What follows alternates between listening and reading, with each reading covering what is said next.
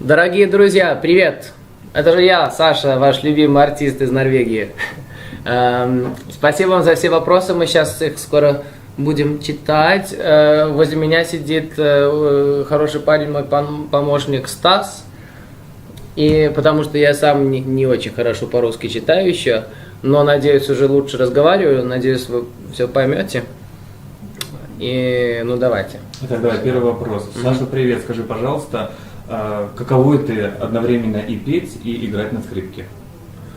Ой, это я никогда такого не делал раньше. Это такой трюк, это фишка. Я же всегда заканчиваю петь, и потом я бросаюсь на скрипку. Сыграл и сразу опять начинаю петь. Это так же, как я мотаюсь между Норвегией и Россией. Так, Саша, ты по происхождению белорус. Расскажи, пожалуйста, как часто ты бываешь там? Чаще и чаще. Вопрос про Белоруссию. Я сейчас буду там на Славянском базаре и почти каждый вечер буду выступать. Я очень рад, что я чаще и чаще могу посещать мою семью, мою племянницу. Но я надеюсь, что скоро буду побольше и в Украине, и в России и так далее. Итак, Александр, здравствуйте. Приходит ли к вам во сне еще волшебный дельфин из песни, вашей песни «Дельфин»? И нашли вы ту самую? Кто-то явно слушал мой весь первый альбом про дельфина песню. Нет, мне звери реже и реже. Как называется? Признаются. Снятся. Так, расскажи. Девушки больше снятся. А вот на свою единственную нашел ли ты или нет? Дельфина или девушку? Девушку. Девушку не нашел. Нашел, но она была единственная, но не моя. Так точно. Так, Саша, здравствуйте. Расскажите, пожалуйста, как изменилась ваша жизнь после Евровидения? О, оригинальный вопрос, спасибо. Вот перед Евровидением я делал все, например, вот если про девушек, да, если я тусовался с девушкой, так я делал все, чтобы все узнали про это. А сейчас, когда я в городе гуляю с девушкой, так я делаю все, чтобы никто не знал про это. Потому что после такой большой, как это, famous, славы, так я ценю каждый день, который свободный, который типа про мою личную жизнь. А так я, конечно, очень благодарен. Я благодарен, что я могу ездить по всему миру и что каждый день меня приглашают в новую страну. Это, конечно, класс.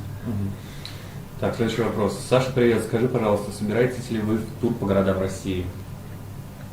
Ну, у меня такой плотный график, что очень редко получается тур. Вот понимаешь, для меня, Стас, для меня тур это значит, что... Слушай, для меня тур это значит, когда та же самая программа, я ее повторяю 20-30 раз по всей России. У меня такое не получается, потому что у меня забронирован график уже на много месяцев, на несколько лет. Но иногда получается посещать Россию. И вот сейчас будет у меня концерт в Краснодаре в конце июля. Вам понравится, точно. Так, расскажи, пожалуйста, о своих предстоящих творческих планах. Что у тебя будет? Вот ты сказал славянский базар, что еще будет у тебя? Я больше и больше работаю над русскими песнями. Я уже сейчас пробую писать русские тексты, вы не поверите. А кроме этого, у меня локальные проекты. Вот, например, в Скандинавии я пою по-норвежски, по-шведски. В Румынии у меня дуэт с румынским артистом. А кроме этого, у меня разные телешоу, там «Танцы за звездами» и так далее. И я с удовольствием буду участвовать в подробном шоу здесь, в России. Но самый мой главный проект, я надеюсь, вам он всем понравится, это мюзикл, семейный такой мюзикл про тролля. И как раз это над ним я занимался, как раз песню писал для этого мюзикла на норвежском. но подумал, что еще лучше будет на английском языке как раз эта песня. И сделал текст про драконов, послал DreamWorks, и они мне ответили и одобрили. Прекрасно. Отлично. Так, тут такая просьба даже. Яночка Фролова тебе пишет. Саша, привет, ты мой любимый исполнитель. Выполни, пожалуйста, мою просьбу. Пошли мне воздушный поцелуй. Яна, спасибо тебе большое. Вот как я тебя люблю. Надеюсь, скоро встретимся. Так, дальше. Саша, какая твоя любимая страна? Я бы раньше, любимая страна моя, раньше я бы очень дипломатично здесь ответил, что в каждой стране своя культура и так далее. Честно слово сказать, мне Америка больше всего нравится. Я просто обожаю USA, и я там очень часто гастролирую, но и отдыхаю тоже. И я рад, что я могу там быть европейским артистом, что когда я хочу, я могу быть туристом, а когда хочу, могу быть артистом. Это просто большая привилегия для меня. Так, твой любимый праздник? Мой любимый праздник. Новый год. Точно, Новый год. Нет, Рождество. У нас, вы знаете, что мы же празднуем Рождество 24 декабря. Но в моей семье мы сначала празднуем 24 декабря, потом Новый год, и потом Рождество 7 января. И когда я переехал в Норвегию, я, конечно, очень удивился, что наш белорусский Дед Мороз по-прежнему приезжал специально в Норвегию, чтобы мне дарить подарок на Новый год. Хотя все другие норвежские дети им подарки не дарили, а мне дарили. Так что мне повезло. А потом я еще потребовал у родителей, чтобы раз норвежское Рождество, там была традиция, что все дарят друг другу подарки. Так я очень возмутился, почему тогда мы не дарим подарки на русское Рождество. Так что у нас подарки сейчас когда я был маленький, уже больше нету так, но у нас были подарки на норвежском Рождестве, Новый год и на русское Рождество. Так что нужно всем переезжать в Норвегию. Так, отлично, дальше идем. Говорят, что в жизни нужно попробовать все. Есть ли вещи, которые ты никогда не попробуешь? На что тебе не хватает смелости? Хороший вопрос. Это кто спрашивает? Это спрашивает Ольга Емельянова. Оля, очень хороший вопрос.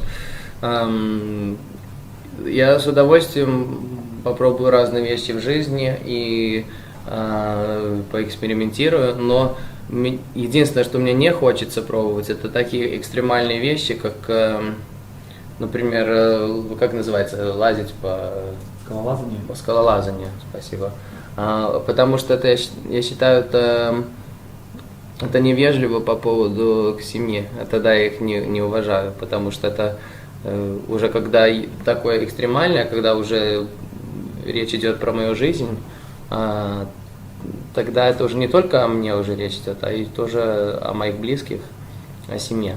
И потому я лучше... Самое экстремальное, что я делал, это я в гонки играл в Xbox. Это было зато очень экстремально. Так, нам ты уже для новостей ответил, но тут очень много вопросов. Опять же, вот то, что я тебя спросил. Саша, скажи, пожалуйста, как ты относишься к победителю Евровидения 2014? Вам на новости спрашивал. Да. Спрашивают. Кончита выиграла. Здесь, конечно, дискуссий нету. Образ у нее очень странный, некоторым нравится, некоторым не нравится. Самое главное, вот мне лично, мне нравится песня. Я очень рад, что уже когда с таким образом выиграл артист, так он выиграл с очень классной песней. И эта песня бы даже пошла в какой-нибудь Джеймс Бонд фильм. Я болел за Нидерланды, но я не против того, что Кончита выиграла. Наверняка вы тоже, раз многие же голосовали за нее в России. Так, следующий вопрос. Саша, скажи, пожалуйста, в каких социальных сетях ты есть? Очень хороший вопрос. Это кто спрашивает? Честно, убежал, я уже не вижу. Понятно. Хороший вопрос. Меня можно найти в Твиттер, Александр Рыбак. Меня можно найти в Инстаграм, Рыбак Official. И можно найти, конечно, Facebook, где у меня только что был юбилей, 700 тысяч фанатов. И я очень рад, что как раз так произошло, что как раз в эту неделю у меня новый клип для вас всех, 700 тысяч фанатов. Называется Into a Fantasy. В сотрудничестве с DreamWorks. Представляете? Это невероятно. Ну, продолжая тему интернета, спрашиваю, скажи, пожалуйста, общаешься ли ты с фанатами в интернете и добавляешь ты их в Инстаграме или в Фейсбуке, друзья, подписчики? Иногда фанаты очень мне такие трогательные письма пишут. И я познакомился с некоторыми из вас даже через письма или там через Facebook. Не часто я, конечно, пишу фанатам, но вот иногда. И недавно я задумался о том, что если я когда-нибудь, как называется, женюсь, так я думаю, что это будет фанатка, потому что они же следят за всем, что я делаю. Мне как-то скучно будет снова представляться, все рассказывать про жизнь. Мне хочется, чтобы мы сразу начали и продолжали жизнь. Так что я думаю, что я женюсь на фанатке. Это признание у нас в конференции. Отлично, дальше следующий вопрос. Привет, Саша, у меня такой вопрос. Что ты ценишь в человеке больше всего и приедешь ли ты в ближайшем будущем в Казахстан? Привет, Казахстан. Я у вас еще не был, я надеюсь, что скоро могу выступить перед вами. И уже вопрос забыл. Что ты ценишь больше всего в человеке? Мне самое главное в человеке увидеть, что он честный и искренний. Иногда лучше получить негативный ответ, но чтобы он был, как называется, правда, искренний, правдивый, честный, спасибо. Лучше честный негативный ответ, чем фальшивый позитивный. Надеюсь, вы согласны. Вопрос о спорте. Любишь ли ты биатлон? Это там, где мотоцикл и так. На лыжах и стреляют с винтовок. Я люблю, что люди этим занимаются, биатлоном. И это очень impressive, очень не впечатляюще. Но я уважаю этот спорт, но смотрю я гораздо с большим удовольствием я смотрю футбол. Каждый матч, кстати, потому что я смотрел, каждый матч в чемпионате мира. Болею за Германию, за Нидерланды. Кстати, ну ладно, не про это вопрос. Итак, смотри, тут девушка очень оперативно работает, следит за тобой. Это та же самая девушка все спросила? Нет, тут много девушек, поэтому ты не думай так. Привет, Саша, вот я твоя ярая фанатка, я готова к свадьбе, когда дата? О, уже прямо все понятно. Ну, нужно все по правилам, там заявку, я шучу. Сначала нужно на концерт прийти, разместить мой новый клип всем друзьям, а потом уже поговорим. Ну, спасибо, что спрашиваешь. Итак, отлично. Знаю, что ты фанат сериала Lost. Кто твой любимый персонаж оттуда? Так ли это вообще? Ты являешься фанатом? Да, Lost, но это не самый мой уже любимый сериал. Не самый любимый сериал, но один из лучших, да. Я бы сказал, что я Джек. Я уже не помню, как их зовут. Там Джек и Сойер, да? Сойер блондин, а Джек этот лидер. Я думаю, что я больше похож на Джека, потому что он не такой экстремальный, не такой смелый, но зато он всегда одумывается перед тем, когда что-то говорить. А Сойер больше такой клевый, но иногда глупые поступки делает. Отлично. А тогда какой твой любимый сериал? Любимый сериал? Трудно сказать. Ну, сейчас я слежу за Game of Thrones, Walking Dead и Спартак по-русски, да? Я вам могу всем порекомендовать. Хотя здесь наверняка много девушек, но вашим парням могу порекомендовать Спартак. Много крови, много голых девушек. Ладно, ну вы не порекомендуете, но я бы всем порекомендовал. Отлично, идем дальше. Маша Рыжик спрашивает, Саша, в чем минусы и плюсы популярности? Здравствуй, Рыжик. Я не знаю, я даже не знаю, есть какие-нибудь минусы популярности. Но, конечно, понимаешь, есть дни, где бы хотелось быть совсем обыкновенным человеком, чтобы мог не мыться, просто пойти в магазин, купить продукты, и никто даже, никому это не важно было, никто тебя не фоткает. Но у меня почти таких дней нету, потому что я слишком часто думаю о творчестве, а мое творчество зависит от того, что не обязательно, что популярен, но что у меня есть своя публика. Так что я все-таки очень рад, что я популярен. А вот найти популярность из-за какой-нибудь реалити, потому что тебя манипулировали, вот это вот опасно, потому что людям хочется попробовать, как это быть популярным, а потом им надоедает, и им туда становится очень трудно. Так что перед тем, когда вы заявляете куда-то на телевизор, нужно осторожно, продумать все. Саша, скажи, пожалуйста, какую кухню ты предпочитаешь? Чистую кухню с белыми стенами. Не, я знаю, понимаю. Мне китайские блюда очень нравятся. Не, что я говорю, не китайские, китайские тоже, но тайландские. Это у меня же ресторан. У меня, кстати, 3 ресторана в окружии 100 метров от моей квартиры. Ну, я живу в самом таком центральном районе в Осло. И там все есть. И кино есть, кстати, тоже возле моей квартиры кино, так что я могу просто в окно смотреть, какие сегодня кино идут, и потом уже билеты покупать. Но это мне не нужно, потому что у меня новый телевизор. Самый-самый-самый клевый. Ну да, я на все вопросы сразу отвечаю. Но это, кстати, самое главное хобби. Люди спрашивают, у тебя есть девушка? Я говорю, у меня телевизор есть. 4К. В 4 раза лучше, чем HD. Вот опять же о девушках. Считаешь ли ты русских девушек самыми красивыми? Ну что ж, русские девушки, я просто не привык, что вы все на каблуках ходите.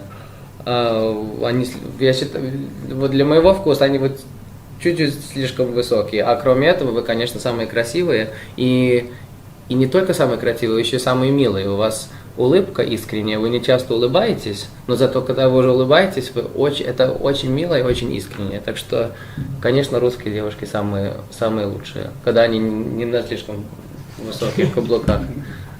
Отлично. Твое отношение к спорту, уделяешь ли ты время тренажерному залу? Раньше я тренировался побольше, а сейчас я чувствую, что мне всегда нужно чуть-чуть так вот сидеть, чтобы хорошо выглядеть.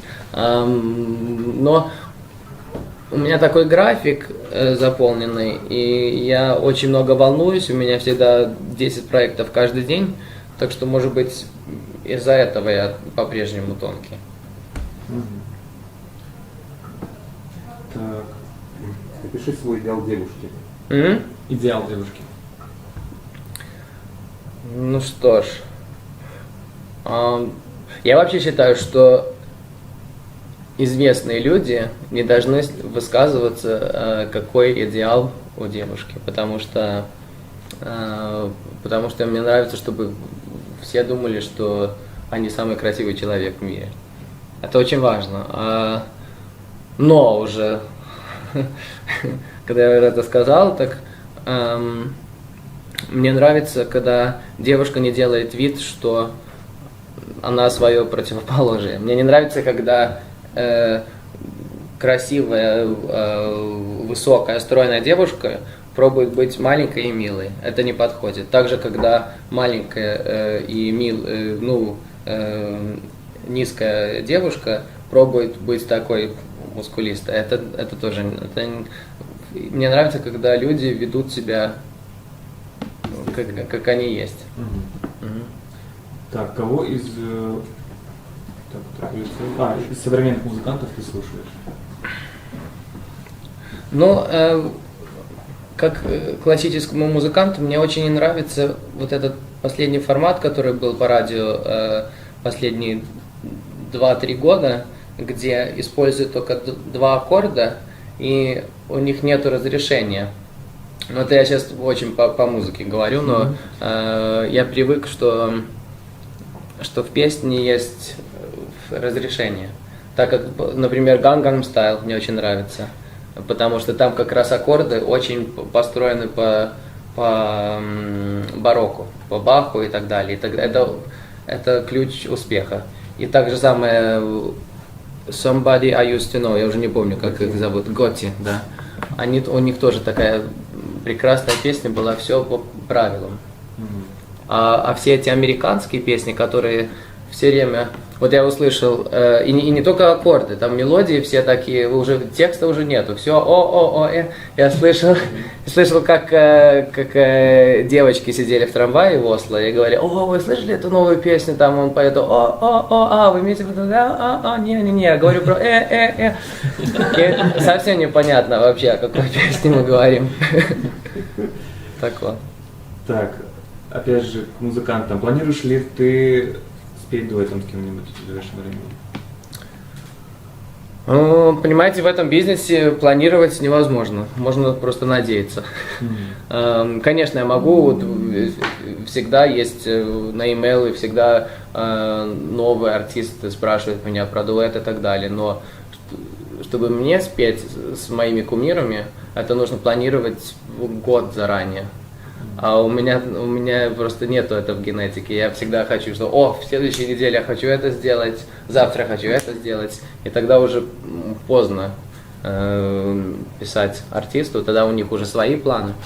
Так что надеюсь, что когда-нибудь избудется, что я могу сделать дуэт с Глюкозой, например, с Филиппом Киркоровым. Но еще жизнь же долгая, еще все может сбыться. Так, отлично. Из твоих песен какая твоя самая любимая? Мне нравится песня, если из моих, мне нравится песня про 13 лошадей, потому что она очень, она такая глубокая, она со смыслом, и это очень хороший баланс с всеми такими party songs, что я обычно пишу. А сейчас, конечно, я очень рад, что я написал песню для «Как приручить дракона 2», приручить, называется «Into a Fantasy». Пожалуйста, на работе, в школе, всем вашим коллегам вы покажете ее на YouTube. Называется «Into a Fantasy». Давайте. Вот спрашивают, а ты Они еще здесь сидят. Вы давайте на YouTube идите. Вот здесь спрашивают, а ты уже сам посмотрел мультик? Я посмотрел мультик, я его же смотрел 100 раз, пока я дублировал его. Я же главного героя озвучиваю. Ну, в Норвегии, но все равно озвучиваю. А, кстати, в России, к сожалению, вы не можете услышать мой голос, хотя студию приглашали меня, они для той же самой роли. Но они забыли, что я же не русский, так что мне чуть-чуть трудно разговаривать. Если вы считаете, что сейчас я не очень неловко по-русски говорю, так тогда 5 лет назад это вообще был ужас. И я пришел в студию, там первая фраза была, что там было? У других людей проблемы, типа у них мыши там или крысы, а у нас большие проблемы, драконы. Я начинаю читать, что у других людей, и тогда продюсеры вот так начинают и говорят, что Саша, ну что ты делаешь? Я говорю, я же норвежец. Отлично, вот посоветуй нашим зрителям, стоит ли им идти на эту вторую часть, как приручить дракона? Или как тебе мультик понравился? Конечно. Я вам всем могу порекомендовать посмотреть вторую часть, как приручить дракона. Это тот же самый юмор, как в первом, но там еще и очень взрослые чувства. Очень похоже на Lion King. Если вам он понравился, так вам точно понравится этот фильм. Кем ты мечтал стать в детстве? У меня никогда не было такие мечты, потому что папа и мама говорили с детства, что ты станешь скрипачом. Я в это верил. Дети же всегда доверяют своим родителям. И если бы мама и папа прыгали в костюме кенгуру там, или медведя, так тогда я думал, что у всех детей такие родители. Так что я был уверен, что нужно заниматься 3 часа, потому что все другие дети занимаются 3 часа в день. Так вот, так что когда в школе говорили приятели, что они хотят стать пожарниками, там, полицейскими, так я говорю, так нужно тогда заниматься. Нужно 2-3 часа уже начинать все читать эти пожарные книжки и так далее. Так. Оказывается, только я занимался своей карьерой уже, когда мне было 6 лет. Да. Так, вопрос такой. Саш, скажи, пожалуйста, с каким животным ты себя ассоциируешь? С какими что? Ну, с каким из животных ты себя ассоциируешь? По поведению, может, по внешности. Ну, по внешности я бы хотел быть лошадью, я думаю, что я больше похож на осла. Да, я вообще-то осел, потому что очень такой упрямый, всегда, никогда не смотрю по бокам, всегда смотрю вот вперед. Так что я большой норвежский осел. Отлично. Так, Саша, скажи, пожалуйста, какой самый необычный подарок тебе дарили фанатки?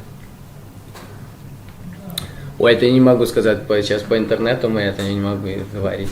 Это я потом вам могу сказать самый клевый подарок, который я получил. У нас, да, Ну можно, но опасно? не разрешат мне, потом не простят.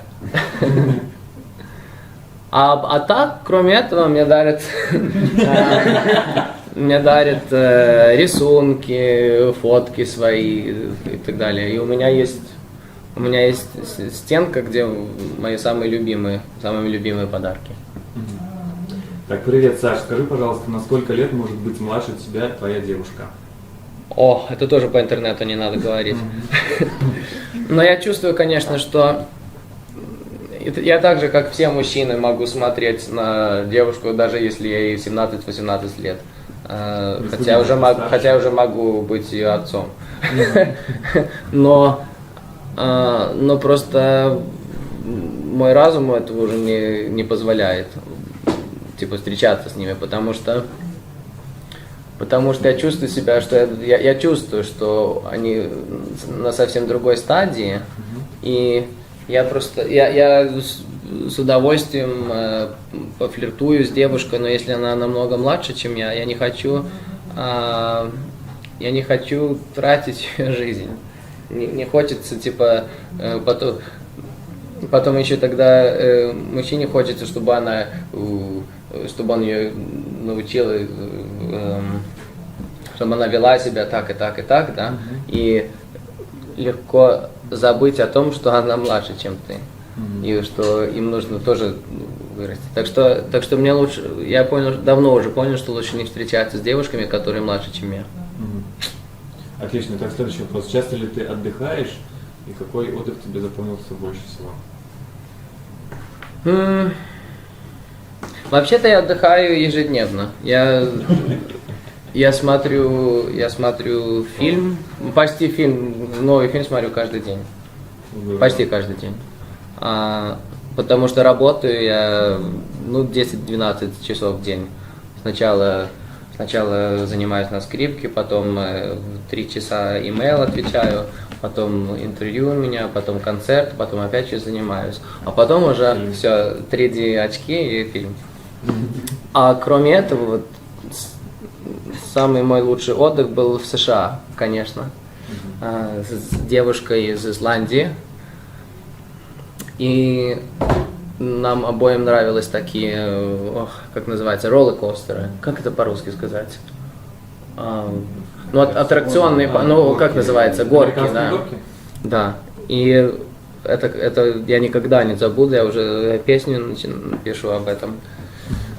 В Америке, конечно, невероятно. Я никогда не хочется обратно в Европу, когда в Америке побыл. Но в Европе здесь зато у меня карьера.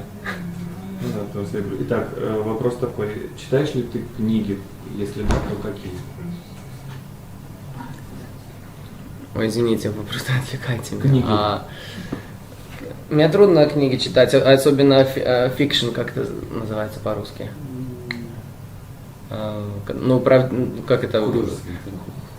Художественные. Ну, когда это не правдивые книги, да, спасибо. Художественная литература, вот новое слово выучил. Мне просто очень трудно вникнуть в историю, когда на обложке там портрет автора. Я читаю, и говорю, о, да, ладно, а потом вижу, что это же все он же все написал это. И это мне очень трудно вникнуть тогда в историю. Тогда должен быть очень хороший язык, а еще лучше, если это биография, если это правдивая история, тогда я могу читать книгу целый день. Но надеюсь, немногие думают так, как я. Тогда очень мало бы книг было в мире. Тут тебе очень часто пишут: Саша, умоляю, пожалуйста, спой что-нибудь из своего. Можешь спеть кусочек песни? А что спеть? Просто спеть? Ой, Ферритейл, не знаю, тебе. Ферритейл уже забыл. Я Ферритейл научил какого-то другому певцу петь, и сам забыл. Ну, сейчас в Белоруссию еду, моя любимая белорусская песня «Куполинка, Куполинка». Еще раз, да? Подождать? Еще сейчас будут меня снимать. Куполинка, Куполинка, темная ночка, темная ночка, а где ж твоя дочка? Моя дочка у садочку ружу поле, ружу поле, белые ручки Коле. Входите, мы здесь песню поем. Вы заметили, как у меня брови сразу стали такие? Потому что всегда, когда славянские песни поют, то всегда такие вот грустные, меланхолические брови. Это я замечаю каждый раз, когда я прилетаю. Ну, вы уже слышали историю, когда я прилетаю в Россию или в другую славянскую страну. Так я сразу чувствую меланхолию, потому что когда, например, в Норвегию прилетаю, так очень такой чересчур позитив, что ladies and gentlemen, we landed to Oslo, hope you have a great day. А в России это, дамы и господа, мы приземлились в Москву, надеюсь, вам понравилось полет, надеюсь, до скорой встречи и так далее. Ну, все чуть-чуть вот так вот. Так вот. Так, следующий вопрос. Саша, привет, расскажи, пожалуйста, с кем из российских артистов ты дружишь? Кого я знаю или с кем я дружу? Не, дружишь именно тут вопрос. Знаете, что я сейчас в моей голове сейчас пробежали все артисты, я подумал, что вот с этим дружу, а вообще-то я просто их по телевизору видел. Но я навсегда буду благодарен тому, что Филипп Киркоров меня взял под свои крылья и помог мне первый год в России, потому что мне очень трудно было и по-русски говорить, и понимать русский шоу-бизнес, так что он все мне объяснил, сейчас мне гораздо легче. А кроме этого, я чаще в Украине, так что вот я дружу с Аней Лорак, я знаю Светлану Лободу, Виталий Козловский, есть такой украинский артист. И из белорусских тоже. Дима Колдун, он мне очень нравится, очень хорошее творчество у него.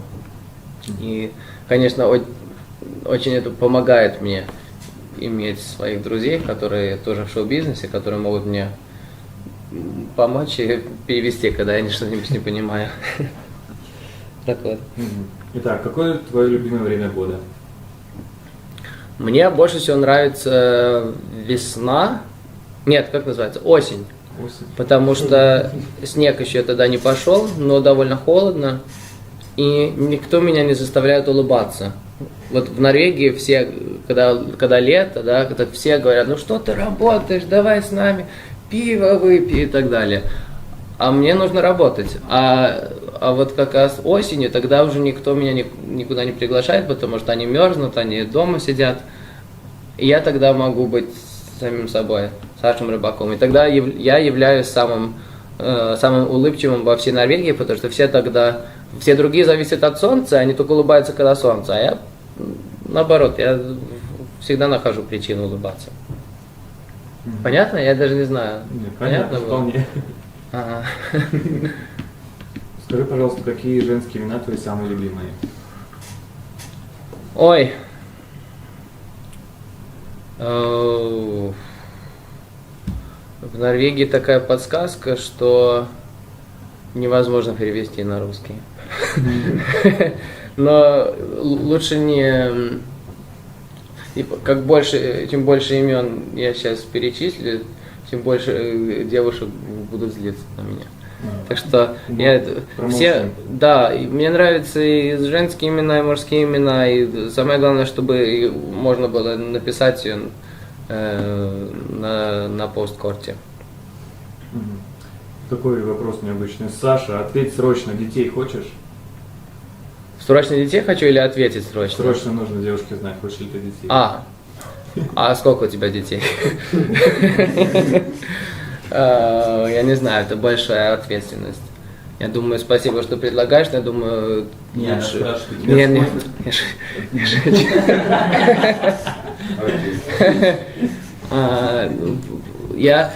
Вообще-то мне хватает то, что у меня есть свой проект, где я езжу по миру и работаю с талантливыми детьми.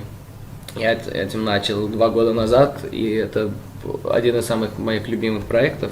Я чувствую, что вот это мои дети. У меня ответственность к ним, что мне нужно их развивать, талант развивать. А вот кроме этого, нет, я надеюсь, что у меня нет детей. Саша, скажи, пожалуйста, смотрел ли ты премию Муз-ТВ? Да, конечно.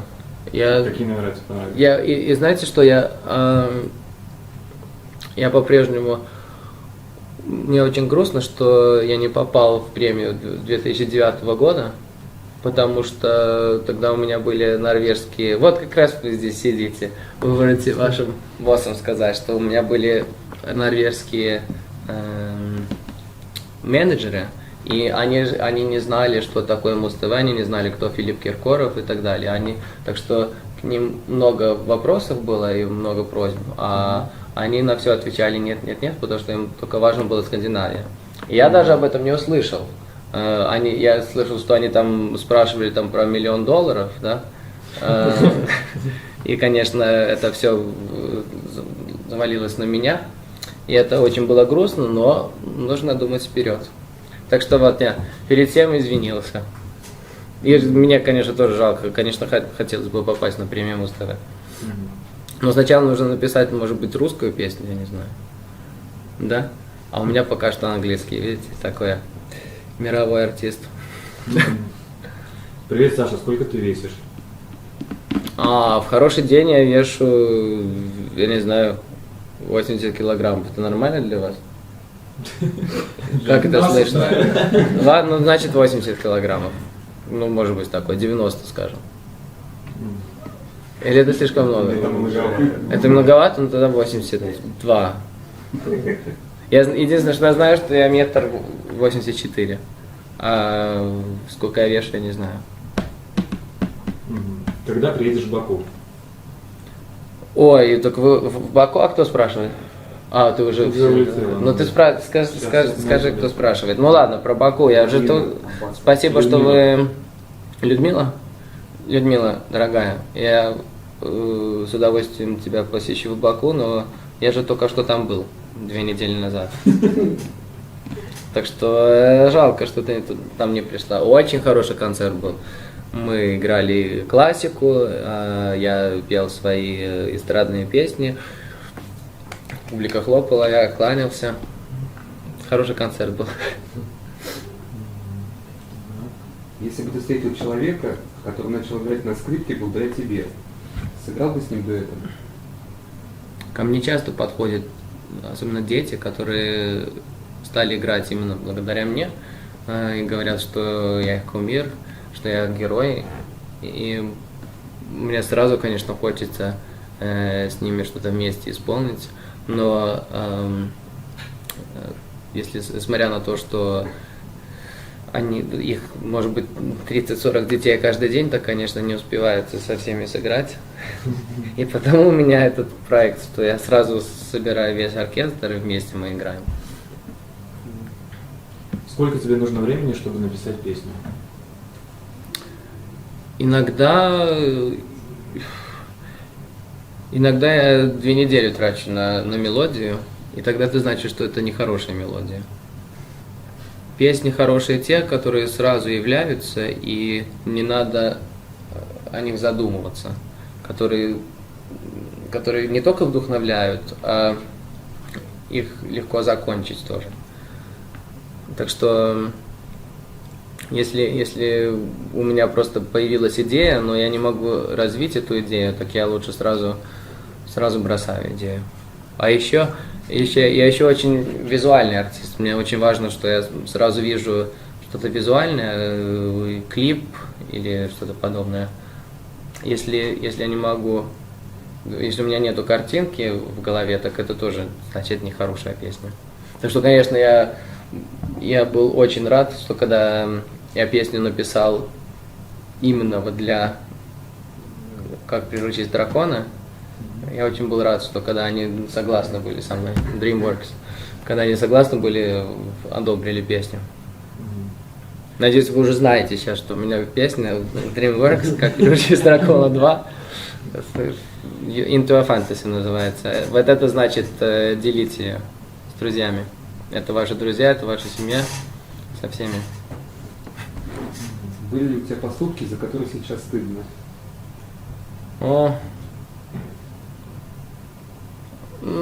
Это наверняка есть, конечно, есть такие моменты, но я их уже забыл. Видишь, так стыдно стало, что я забыл их. Потом вспомню. Вот Маша пишет, я тоже очень люблю смотреть фильмы, а какой твой самый любимый фильм? Вот мне нравится фильм «Воин». Фильм какой? «Воин». «Воин»?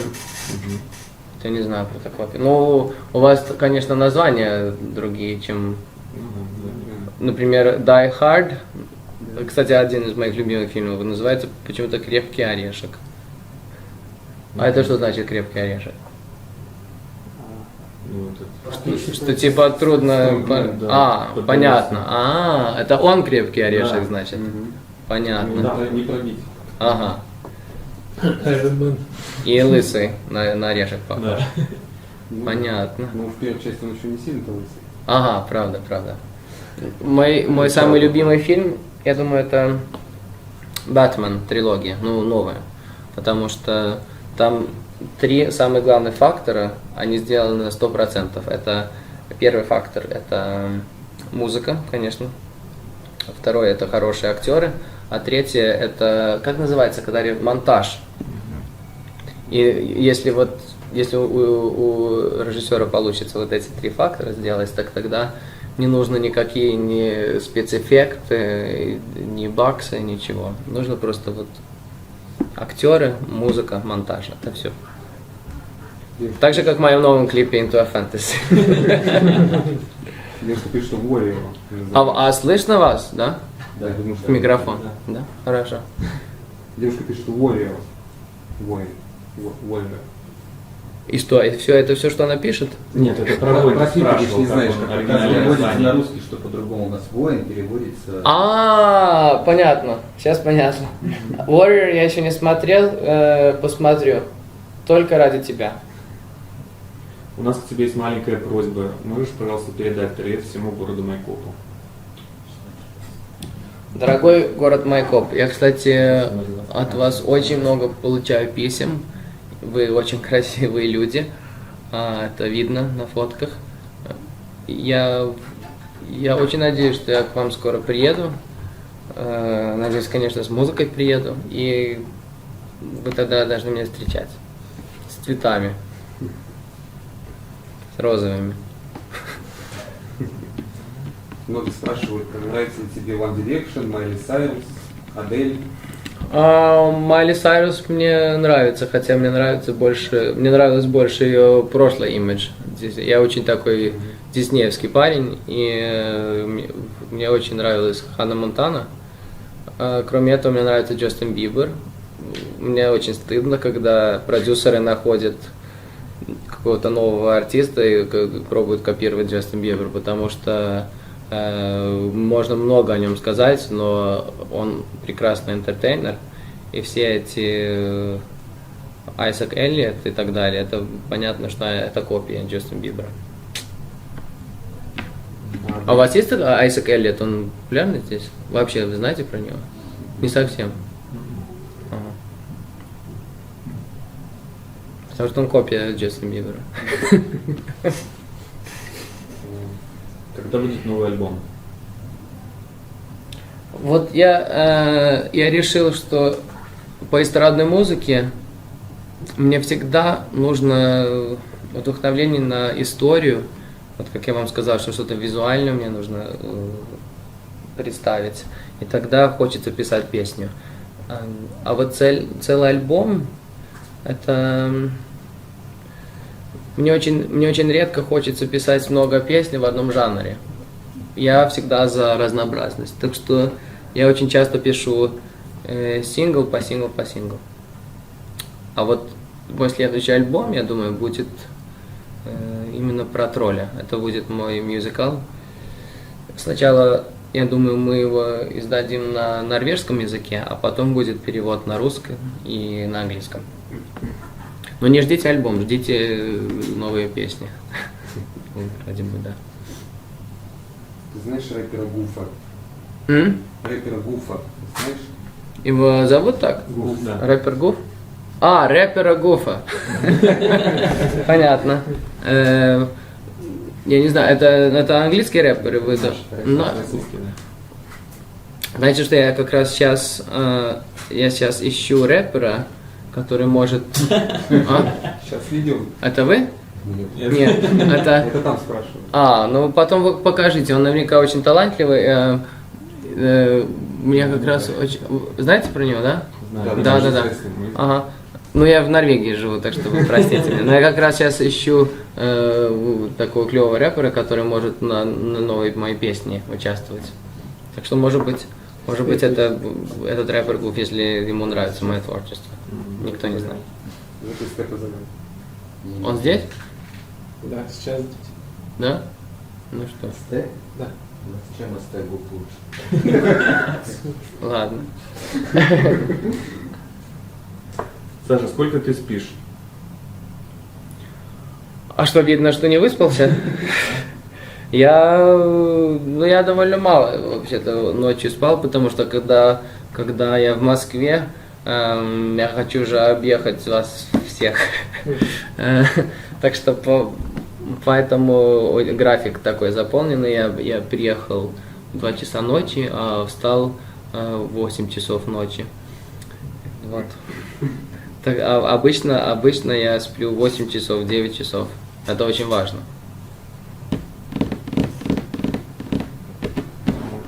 Вы скажите, если больше нету Нет, вопросов. вопросы будут. Скажите, когда Просто вам уже нужно придумывать вопросы. Нет, просто видишь, и всем передай нашему городу привет, передай Волгограду, передай... Передаю привет Волгограду, Ростову, Самаре. Кому Казани. Вот. Так, вот, спрашивают. И Саша, всей России. на Передаю Евровидении привет. 2009 года, как тебе выступление Насти Приходько, ну то есть российской представительницы? Помнишь выступление? Мне очень понравилась песня. Мне, честное слово, мне больше понравился номер, чем песня.